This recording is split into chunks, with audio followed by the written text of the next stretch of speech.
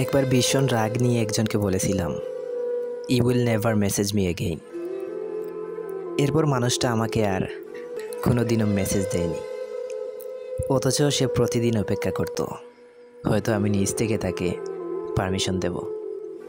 আমি কোনো পোস্ট করলে সে সবার আগে সিন করত, আমার প্রতিটা পোস্টে, স্টোরিতে সে সবার আগে রিয়্যাক্ট দিত, আবার সাথে সাথে তুলেও নিত।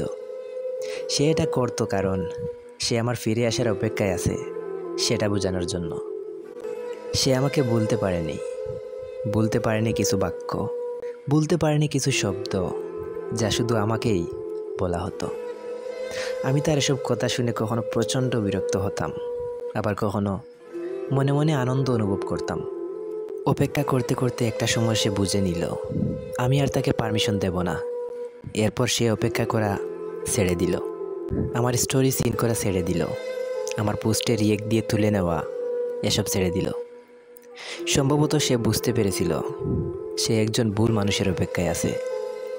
তার কিছুদিন পরই আমি আচমকা একটা কল দিই তাকে।